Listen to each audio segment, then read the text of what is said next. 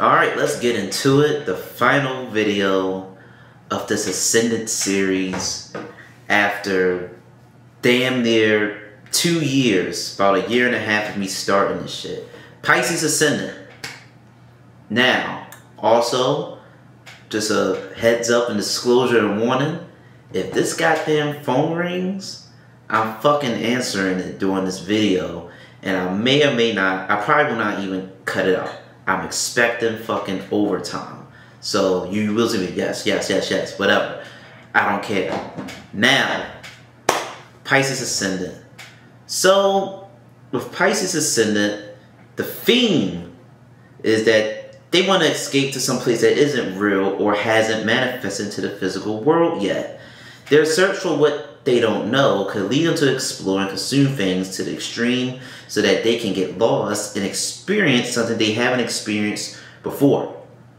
In Purva Bhadrapada, we see, from my perspective, an analysis of that nakshatra, that it's like somebody who has accumulated wealth or material gains, but they are unsatisfied with the things that may normally bring a person pleasure.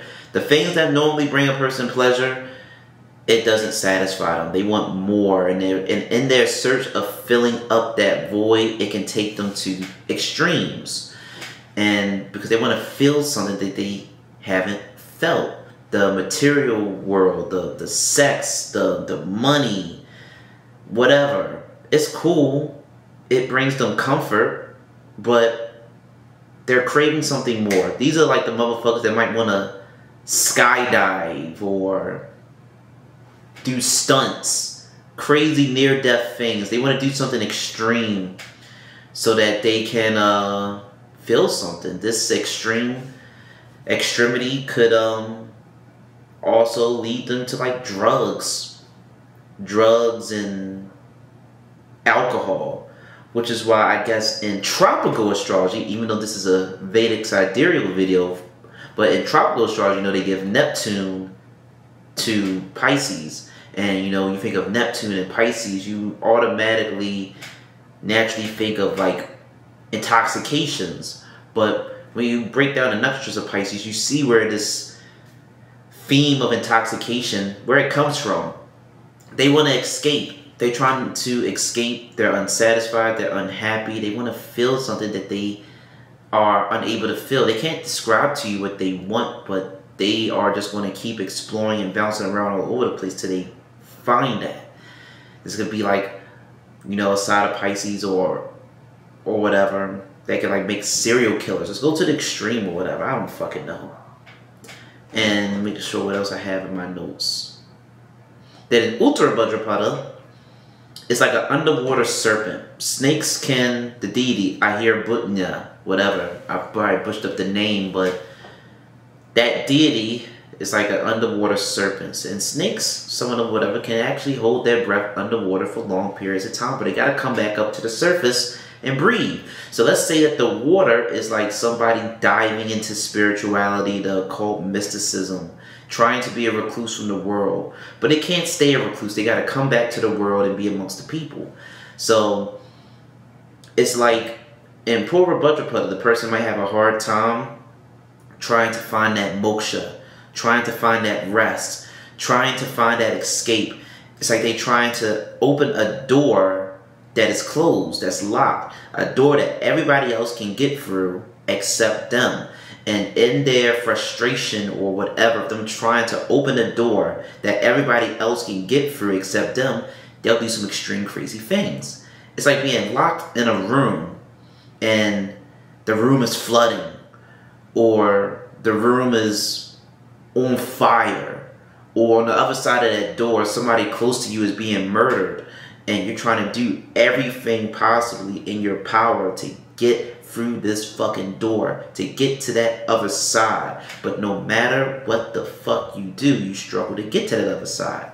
Uttara Bhadrapada, they're on that other side. They're able to walk through fucking walls. They're able to be on one side of the door, another side of the door. They able to maybe more easily get that rest, get that moksha, get that escape, and also are able to resurface and be amongst regular people, the material world.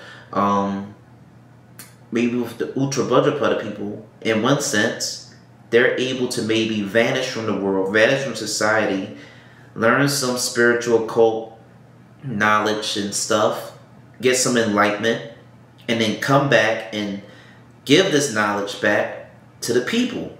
Like, hey, I was in Africa, or hey, I was in India, or hey, I was learning from this teacher, this guru, this activist, or whatever, and he changed my mindset on some things, and he told me what I need to do if I want to create change and stop these type of problems. And now I want to give this information back to my people. And do not quote me on this, but I vaguely remember in my Uttara Bhadrapada video, Nakshatra video, that some people were commenting saying that Tupac, he had like a prominent planet, I believe, in Uttara Bhadrapada.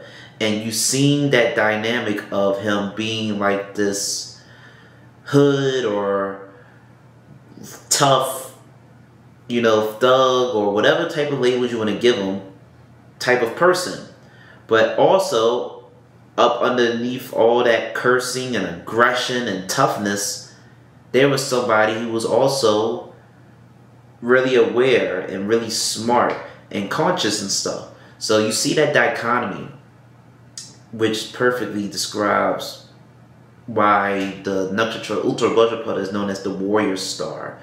You probably think, why the hell would Pisces have a nakshatra that's titled the warrior star? You think of Pisces, you don't think of somebody that's tough, but maybe the warrior side comes for them fighting for their causes, their belief, fighting for the things that give them liberation. Because that's sort of what Pisces want. Pisces wants moksha. It wants rest. It wants liberation. And if you don't give it that liberation, if you don't give it that rest, it will fight for it. Imagine you're doing doubles at work, or you're working consecutively, and you want to go to home.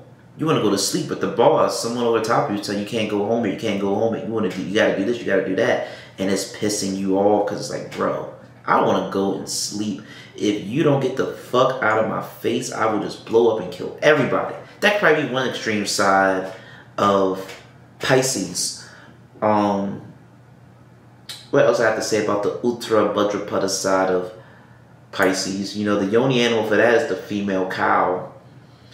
And cows, they have supposedly almost nearly a 360-degree range of vision with their eyes. They have very good vision. They can see things from they have very good vision.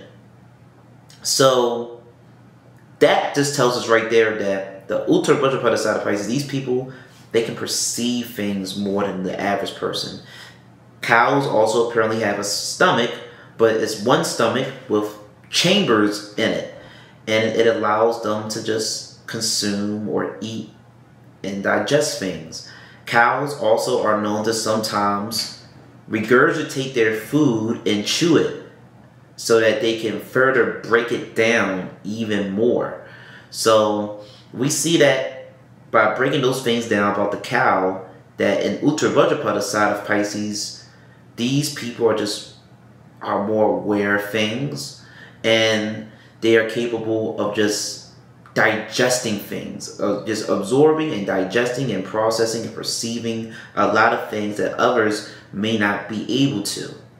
And we take a lot from the cow. I'm not even going to say that the cow gives, we take. We don't know, you know, if cows could speak, we don't know. They'd be like, oh yeah, sure, man. You can take all the milk that you want from me. Sure, man, you can kill me and turn me into a McDonald's burger, you know. I don't think that they fucking willingly are just giving themselves up. It's just that they're put on a farm. They're being taken care of, so they trust their caretaker. But their caretaker fucking is actually, you know, manipulating them. Damn, I never thought about this. This is all coming off the top of my head. When you think about it, the farmers or people are sort of manipulating the cow. They take it's like they grooming.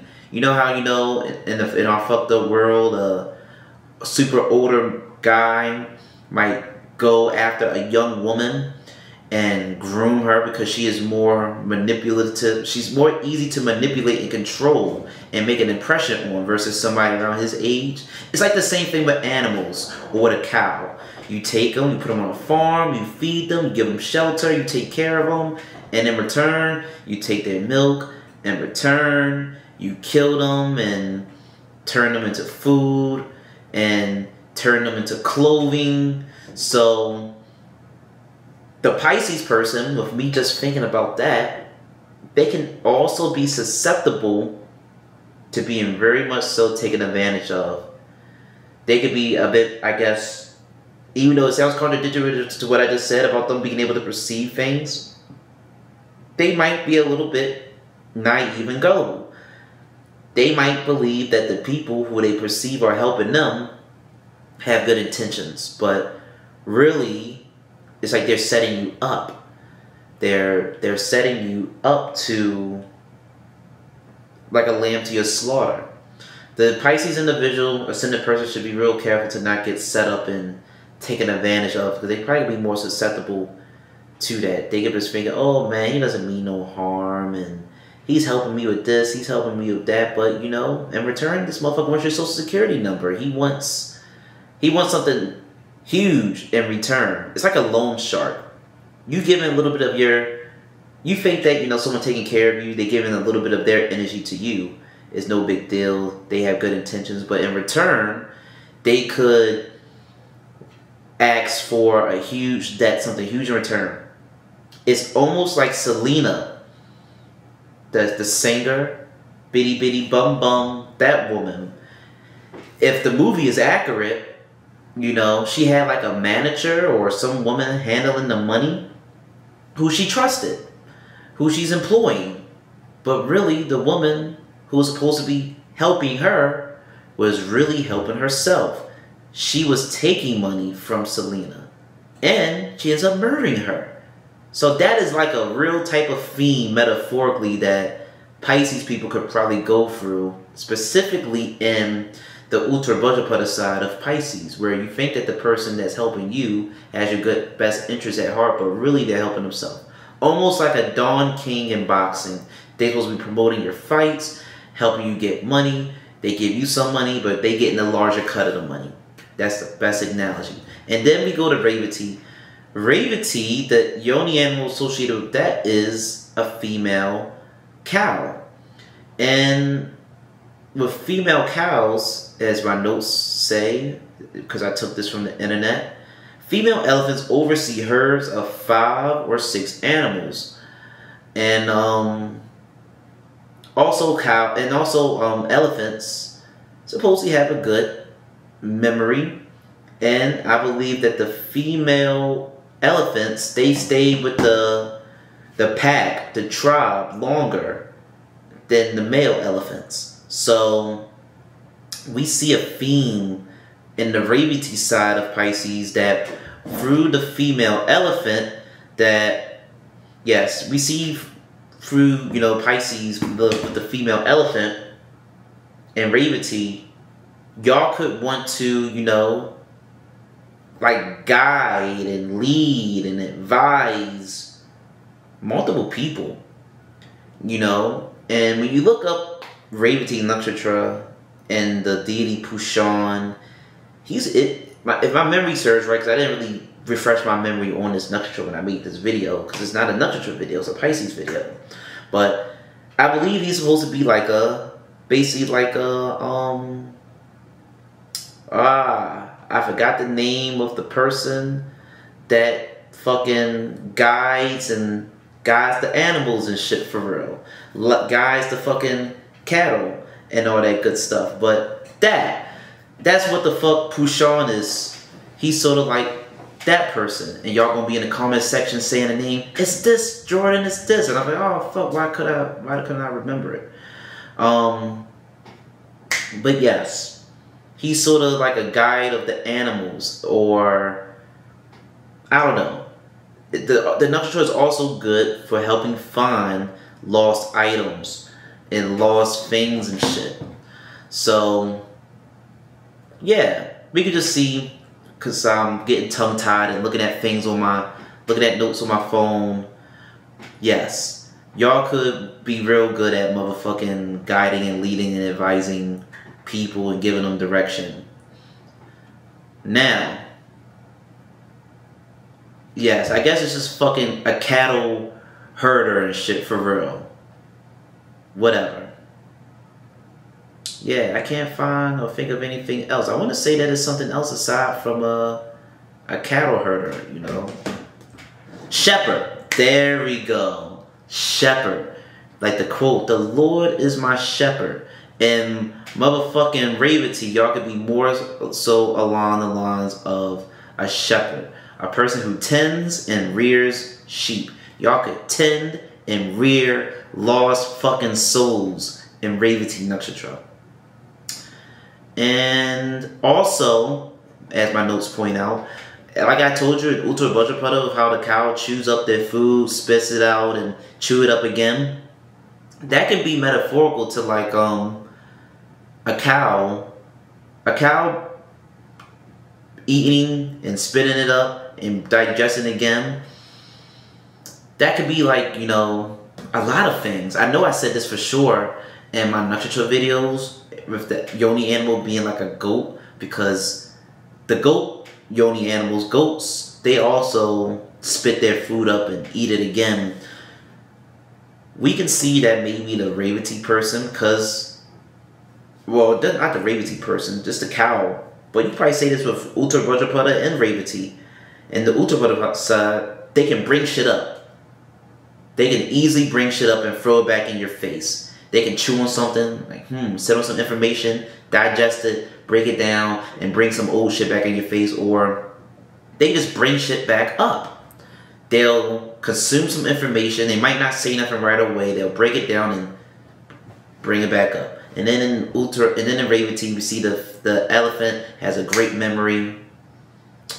And we just see that theme in a general sense with Pisces all over, whether it's the snake that goes underneath the water and resurfaces in Uttar Bhadrapada, or whether it's the food with the cow. Yeah, whether it's the food with the cow in Uttar Bhadrapada, we just see this theme of vanishing and resurfacing, vanishing and resurfacing. And then once you resurface, you'd be like Pushan, the deity of Ravity, and you could be like a shepherd.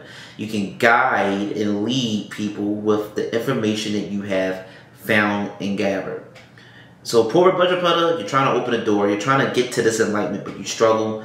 Uttar Bhadrapada, you're able to get some knowledge, go dive into a cave, but I don't know. You dive into a cave, bring back what you found to the surface, go back into the cave and bring back what you found to the surface. And maybe more in Ravity side, you're just not vanishing and throwing information out to the public. You may take more of a definitive role of leading and running multiple factions and groups and organizations and leading and guiding people. What else did I have to say? That's about it for the main, you know, overall theme of Pisces and the ascendant. Pisces originally comes from the 12th house of foreign lands and isolation and jails and hospitals or places near water, bed pleasures, and hidden affairs, because 6 from the 7th house would be, 6 from the 7th house is the 12th house, and 6 from any house is the prarabdha, the karma of that house. It's the infliction of that house. It's the debt of that house. So with Pisces coming from the 12th house, a house that's also associated with rest, because it's the final sign of moksha, the final house, the final moksha house. It's that final rest. It's associated with literal sleep or meditation, loss of energy, and maybe even some is associated with pleasure and sex. which could further be supported maybe because with Venus being exalted in this sign. So we can see that those are like some of the general themes with Pisces being your ascendant. You're this person who wants rest, who wants liberation, who wants freedom, who could be, I don't know, very pleasurable sexually. They just want to have fun. They just want to escape. They want to feel things that they have never felt before. And the things that they had never felt before they can't describe. And they want to go search for that stuff. And Mercury is debilitated in this sign. So with Mercury being debilitated in this sign, we see that their logic and intelligence is not sharp. It's not the most sharpest. It's very abstract. And yeah, the intelligence is not the sharpest. And maybe in relationships, since Venus is exalted here, that theme of freedom within union could be prevalent. They could not maybe want to feel shackled and tied down in relationships and marriage. They want to be free. They want to be free, and they want to go and do their own thing. Or if it's in the Purva Bhadrapada side, they just want to experience something that they have never felt before in a relationship, and they can't find that or figure it out. And Uttar Bhadrapada, they might need time to themselves, of isolation in relationships maybe.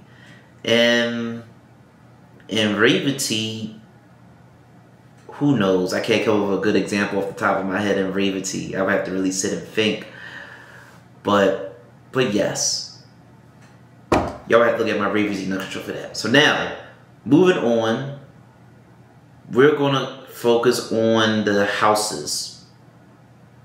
So the second house for Pisces ascendant is Aries. Second house deals with the immediate family that you come from, and it deals with immediate family you come from, your personal wealth, the mouth, the eyes, the throat, all that stuff. Aries is a very impulsive sign, a very alpha sign, very independent sign. So we see here, and then the sign of, and then the Graha sun is exalted in this sign. We can see that you could be very impulsive with your wealth, with your money. So you might spend it frivolously. You could be real selfish with your money. Your family could be maybe real selfish with their money, or spend their money very frivolously and impulsively. What else does my notes say? There could be desire to make money through your own efforts and not through working underneath someone else, because Aries is a very individualistic sign. It's a very alpha sign. It's the first sign. It's a sign where sun is exalted. Sun is the biggest thing in our solar system. So it's very numero uno, very number one. So you could desire to make money through your own efforts, and maybe, if you can help it, not by working up underneath somebody else. Who knows? But we could see that potentially. Now, the third house is Taurus. Third house is associated with siblings, specifically youngest sibling, but siblings in general, friends, neighbors, short distance travel, written communication, skills with your hands, and social media, because you need your fingers and hands to communicate on social media. A lust or maybe even immoral desire for friends and neighbors could manifest here with Taurus there. Maybe a lust and desire to communicate and talk through social media could be prevalent with Taurus being there, because Taurus is a sign that the main focus there is lust and obsession, and immoral lust and obsession, which is what all the nakshatras in Taurus sort of highlight. And Kritika, Agni lusted over the wives of Sage, and Rohini, Brahma desired to have sex with his own daughter, and Mrigadhira, the moon deity, Chandra, aka Soma, had sex with the wife of Jupiter and got her pregnant and created Mercury, whose nickname is known as Buddha. So Immoral desires are seen in Taurus. So, in the third house of friends and neighbors, I'm not going to say siblings. Of course, this is a house of siblings, but in a normal, morally correct world, who knows? You're not going to be having a whole bunch of incest. It exists, but just because you got this as a descendant doesn't mean you're going to have incest. We could just see maybe lots of bed pleasures with your, or desire for bed pleasures with your neighbors and your friends and people on social media. A desire to earn wealth through or with your friends and siblings, or for doing something through social media, could potentially be seen, since Taurus originally comes from the second house of your personal wealth and finances. You might be able to see that with Taurus being in the third house. Then we look at, and then yeah, moon is exalted here, but that doesn't change nothing. I would still say the things I just said. Moving on to the fourth house. The fourth house is Gemini. Fourth house, mother figure, indoor dwellings, houses, cars, things that make you feel safe and secure, like you was in your mother's arm. Gemini is a sign that deals with duplicity, multiplicity, whatever. Because Mercury comes from the moon, mythologically. The moon goes to a different nakshatra every day. Mercury is the fastest moving planet. So it's not too far behind from whatever sign the sun is. So it's a fast moving planet that doesn't stay in a sign too long. So there's this chameleon nature to the mercurial signs. And with Gemini being in the fourth house with the mother, we could just see that you could have multiple caretakers, multiple mother figures. There could be a whole lot of moving, maybe. You do a whole lot of moving of homes in your life.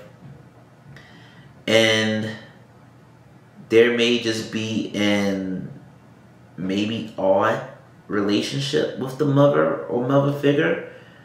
Because if I think about, you know, the lore of Buddha, of Mercury, he doesn't really have a relationship with his biological parents. So, and Mercury is a planet that's the closest to the sun, so it's hot and dry. So the relationship with your mother or mother figure may not be the best. It might be real dry. You might have had multiple caretakers and whatnot. What else? Your mother or mother figures might have a wishy-washy, back and forth nature, because Mercury is a chameleon planet, and it's in you know, your fourth house got Gemini there. So those are some of the things you can see with your mother or mother figure if you have Gemini in the fourth house. Your fifth house is Cancer. Fifth house deals with, you know, children, learning, and those are like the main two things: children and learning. You could also say, some people say, politics and artistic, creative things, but in a nutshell, to not confuse people with how I just solely interpret and look at the fifth house of the main thing, is children. A house associated with children, or maybe having childlike things like subordinates or education. Is a house of education, because the ninth house is teaching, the fifth house is more so what you learn. Your children could pour into you and make you feel nurtured, secure. Creating shelter for children could be priority, or being around children could make you feel at home, especially with Jupiter's exaltation here. Because the moon, because the sign of Cancer originally comes in the fourth house, associated with the moon. So wherever Cancer is, that's like where you get your nurturance, where you might seek your nurturance, your security, your comfort. That's where you might seek it. Wherever Cancer is, that's where you might seek that nurturance and comfort and security. Now, when you have children, you might feel that, okay, I don't know, I can't give you a scenario, but when you have children, maybe you'll probably feel real, I don't know, motherly. Even though you could be a guy with Pisces ascendant, you might feel motherly Or you might feel that your kids, some way, somehow, they'll pour into you and fill a void some way, somehow, that you didn't have when you was their age.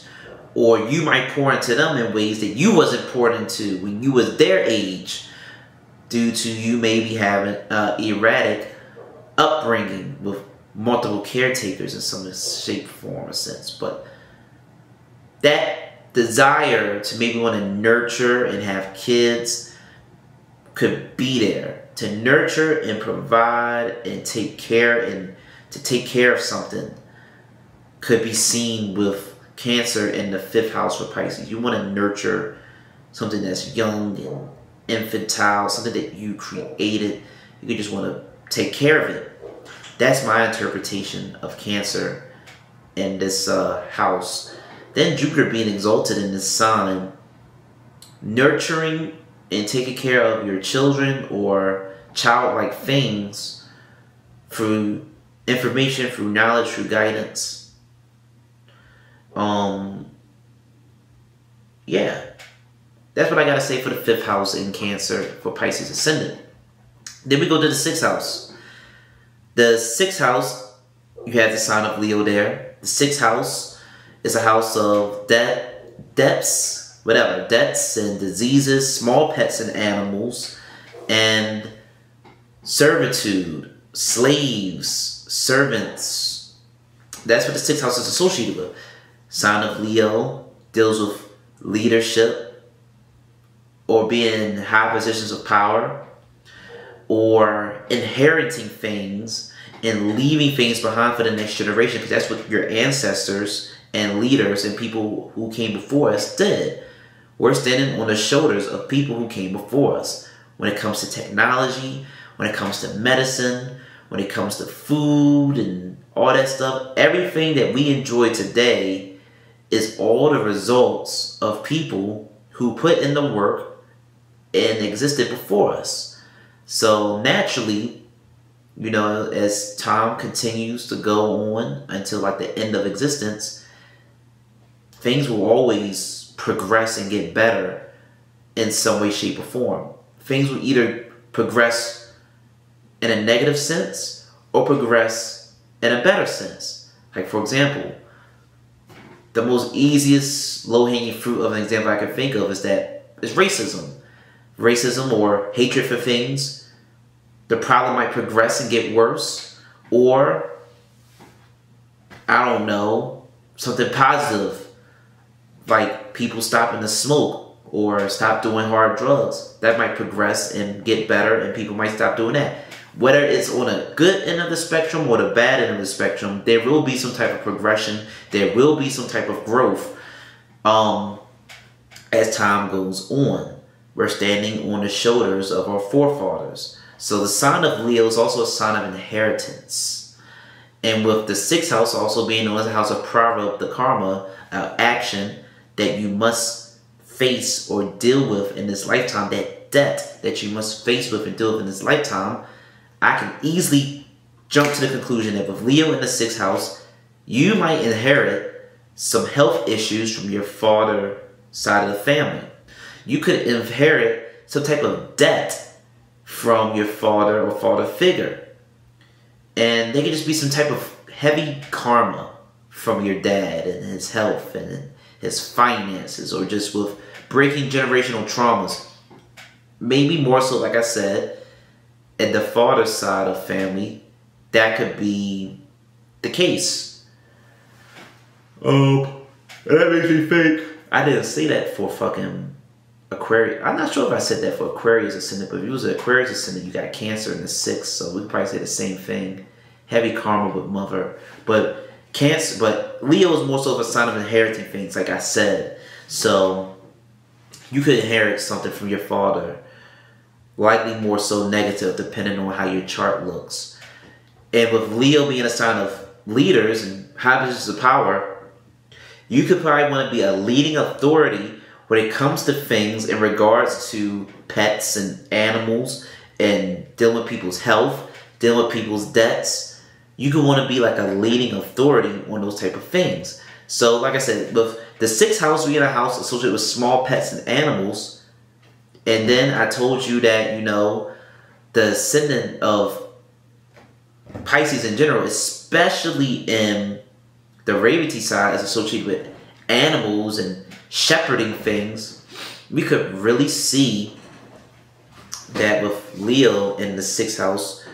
Yeah, you could probably be a veterinarian, or have like some dog shelter or whatever, or have some place where you help people with their debts or their credit score or their health and diseases, whether it be physical and metaphysical. You could want to be a leading authority on these type of things. Or you could just inherit some type of debt in regards to your animals, in regards to your wealth. There could be a heavy karma here, especially since Leo is ruled by the sun, the biggest thing in the solar system. A heavy karma, a heavy debt. Sun is a karaka of the soul. So Leo shows that the soul will have to deal with 6th house afflictions, in my opinion. Make sure I didn't miss nothing in my notes. Nope, you hit the nail on the head. So boom, the 7th house is Virgo. 7th house deals with your spouse. You know, it deals with spouse, marriage, and the person that, you know, you'll want to have intimate connections and relations with. Sign of Virgo originally comes from the 6th house. Of all the things I just said that it represents, it comes from the 6th house. And Virgo is where Mercury is exalted, Venus is debilitated. So Virgo, your spouse will be very smart, they'll be very sharp, they'll be very logical. Not necessarily wise, but very logical, because Mercurial intelligence and Jupiterian intelligence is very different. Mercurial intelligence is more so memorizing a textbook and repeating information. Jupiterian knowledge is more so the wisdom, you know, of like, it's like wisdom and common sense, like that Uncle Iroh knowledge from Avatar: The Last Airbender and shit. It's that type of wisdom and knowledge and stuff. That's like being somebody. Mercurial knowledge is like somebody who is very smart. They're very smart in school. They graduated with a good GPA and all that good stuff. But they fucking suck when it comes to dating and talking to people and talking to girls or whatever. They're so smart, but their intelligence, their 1 + 1 = 2 intelligence, them knowing the judicial branches and all that shit, it doesn't serve them in every aspect of life. It doesn't serve them when it comes to some things that just can't be taught. So that's like Mercurial knowledge, the difference between Mercurial knowledge and Jupiterian knowledge. But because Mercury is exalted in the sign of Virgo, we can see, like I said, your spouse can just be very confident, very arrogant, very cocky, you know, because they feel that they're the shit. They think that they are right. Especially if it's maybe in Hasta, because Hasta, the yoni animal, is the buffalo, and buffaloes, they head towards storms. So they're brave. They're a bit fearless. The best way for them to get through something is to go through something. They're not going to run from the storm. They're going to head towards the storm. They're not going to do too much running. They're just going to tackle things head on.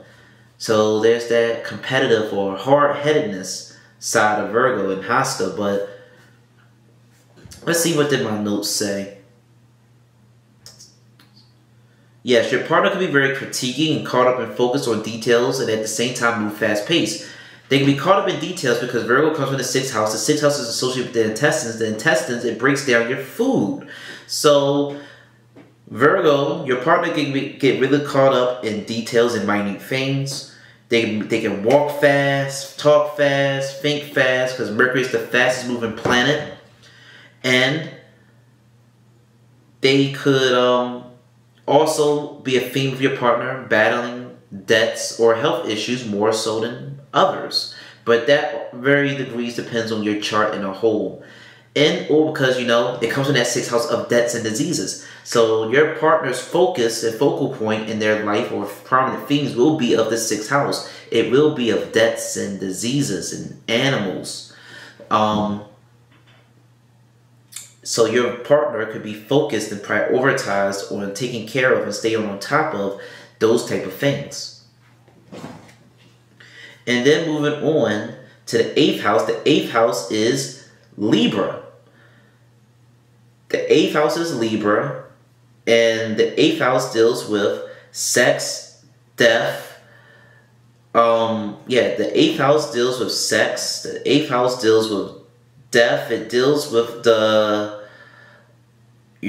occult taboo things. It deals with surgery, things inherited and gained through death or near-death experiences. It represents your spouse's wealth and your in-laws. And Libra is a sign of like businessship, entrepreneurship, and bringing two things together to accomplish a task and goal, and then splitting once it's achieved or acquired. They can be very driven and ambitious and goal-oriented. In my notes I wrote, you could want to have an intimate connection with the occult, taboo, and death type things. So, because Libra is a sign of business. And to do business, you gotta have relationships with people. And you gotta have intimate, close relationships with things. So, whenever I look at a house that has a sign of Libra, it doesn't have to just be relationship things. It could just also show an intimate connection, an intimate relation with the house that Libra is in. So for Pisces ascendant, we see that intimate relation, that intimate connection that they could have would be for sex. It could be for death, like things, and it could be for, they can have an intimate connection with their spouse's wealth, be really invested in their spouse's money, really invested or connected with the spouse's family. And we could see romantic partners could possibly be found in socially unacceptable places, could want to be really involved and do business with these type of people, because the 8th house is the hidden secrets and stuff. You could probably be real good at uncovering the secrets of your spouse, maybe. Or you could just, like I said, find your partner in, socially unacceptable places, maybe, is what I can think of. And what else I have to say? Because Saturn is exalted in this sign. Saturn is order and discipline and structure. Like I said, you could just be wanting to organize and structure and discipline your partner's wealth. Maybe organize, structure, and discipline the partner's, your sex life, or maybe taking care of the will in case he dies. You would have to want that be taken care of. Who knows? The 9th house. The 9th house is Scorpio. The 9th house deals with large social, not large social numbers. The 9th house deals with the teachings of the father figure, long distance travel, belief systems, and all that good stuff. Scorpio is a very crazy sign, coming from the 8th house originally.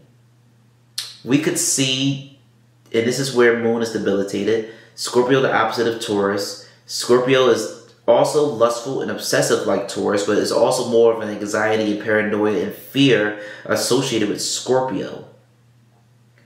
So there's a lot of things I could say with Scorpio being in this 9th house. I'm just reading my notes because there's so many things I could say. I'll just read it word for word. A lot of back and forth and splits and mental turmoil over father's teachings and teachings of teachers.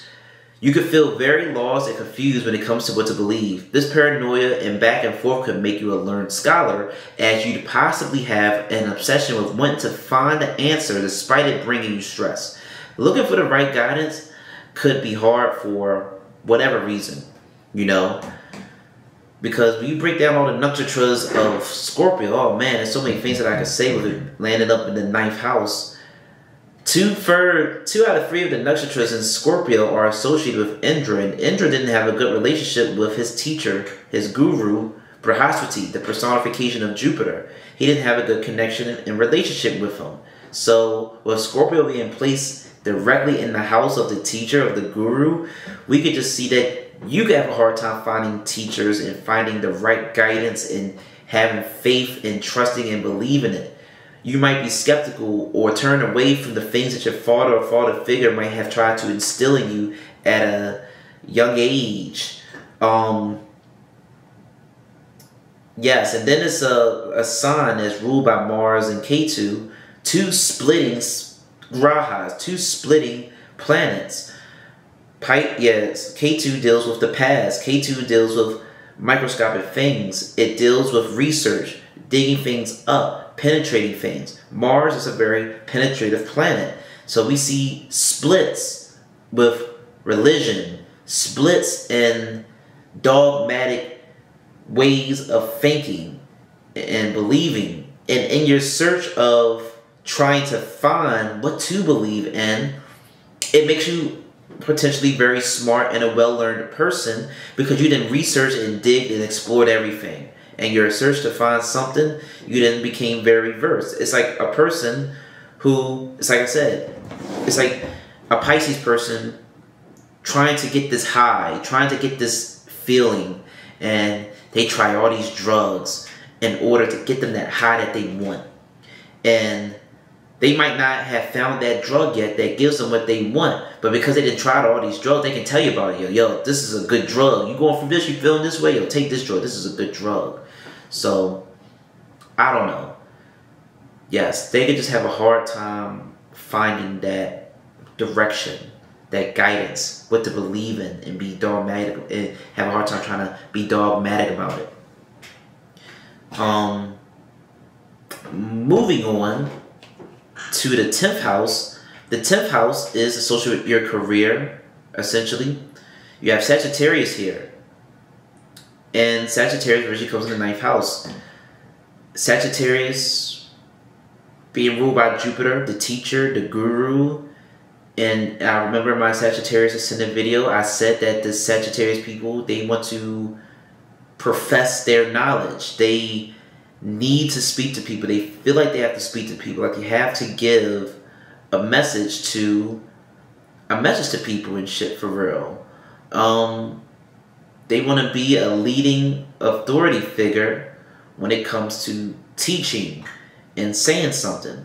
So with Sagittarius here, you could want to be that in whatever field of profession you go. Whatever your field and profession it is, it will likely be a role where you're teaching, advising, and counseling and guiding. And in your work environment, in your profession, you could end up finding somebody. And I know this is going to sound contradictory to what I just told you in the 9th house. You might be able to find you a teacher who can help you in whatever it is your career is. Whatever it is you want to do. Reiki healing, tarot, astrology. Whoever is in your field, whoever is your boss or whatever, you can be like, wow, you're very good at this. Or I feel as though I can learn from you. I don't know. Your career will give you some direction, or you will be the one giving direction in your career. But direction will be in your 10th house. Direction will be in your career.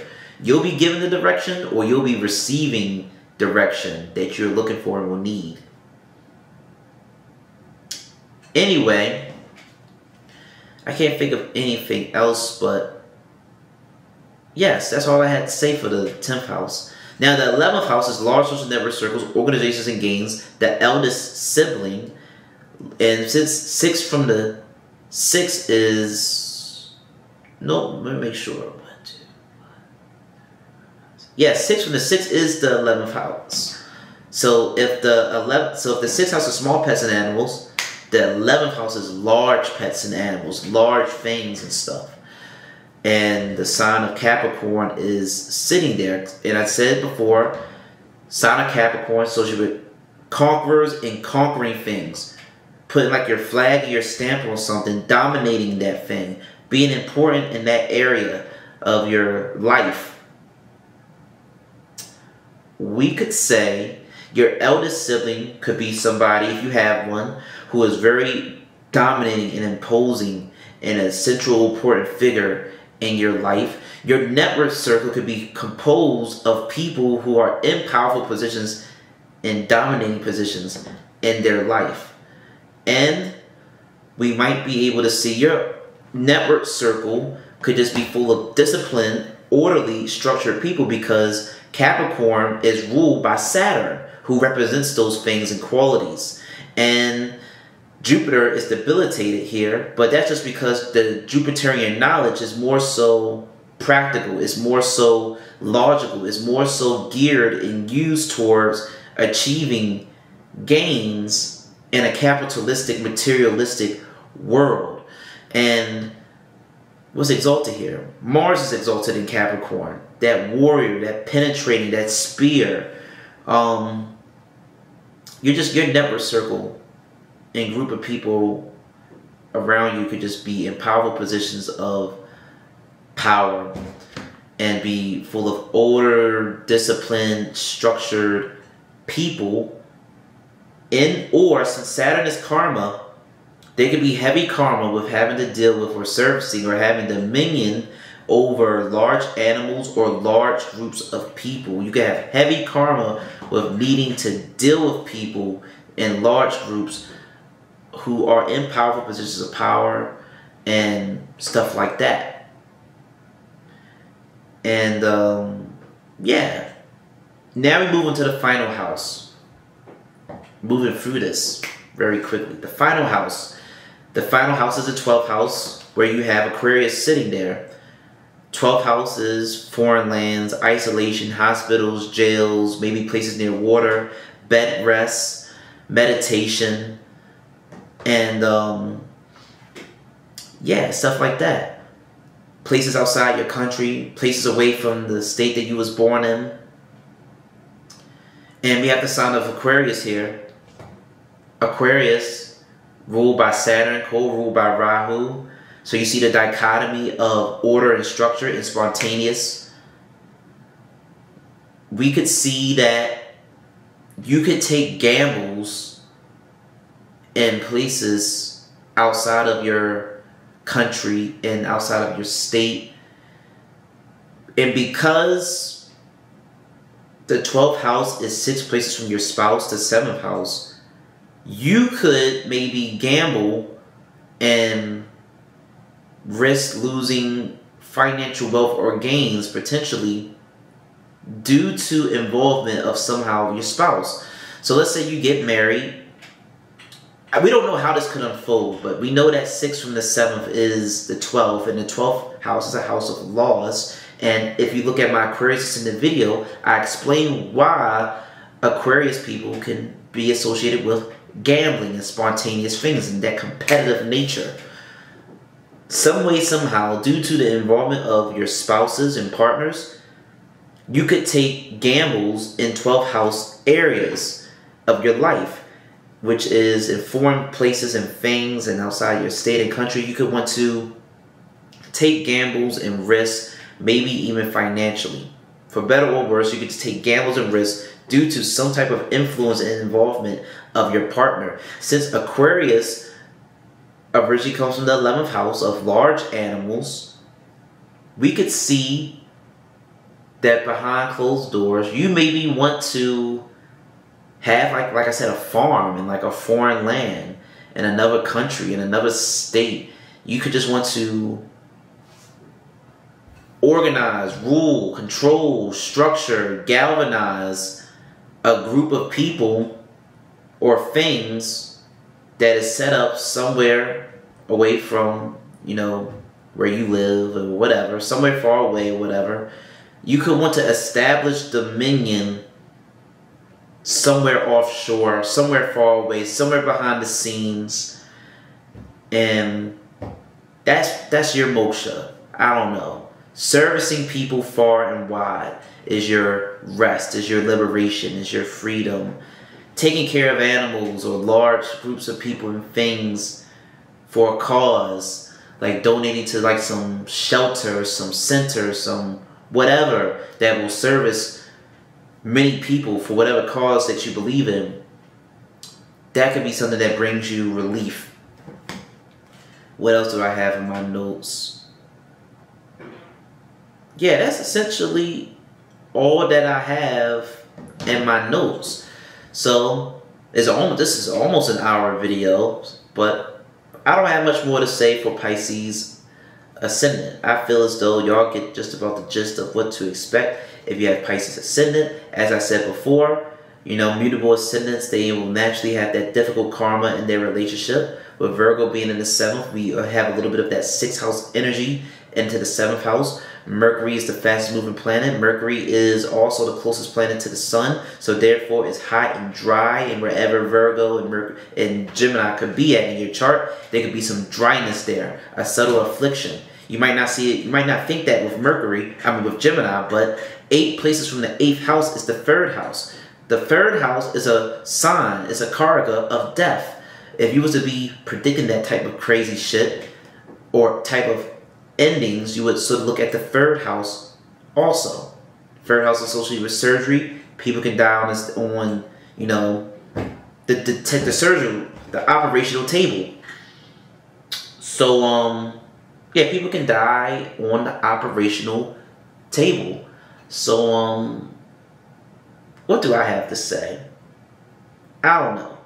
I lost my train of thought, but we could just see that, like I said before, difficult karma with relationships naturally, with Pisces being the ascendant, and that's a mutable ascendant, and then the story of Mercury and Jupiter and them not having the best relationship, and maybe the Virgo person can maybe just be so caught up in the details and minute things, and Jupiter is so abstract, it's so free, it's not really so caught up on things, and Mercury is moving very fast, and Jupiter, the Pisces, could be moving very slow.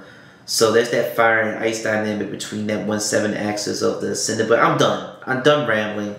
We finally made it. We finally finished my series. And who knows what the hell I do next, or if I even do anything next. I'm confident by the time, depending on how many years into the future people look at this video, I will have some fucking video already uploaded in my what's next fucking playlist category, explaining what will probably transpire since the series is over. Thank you for watching.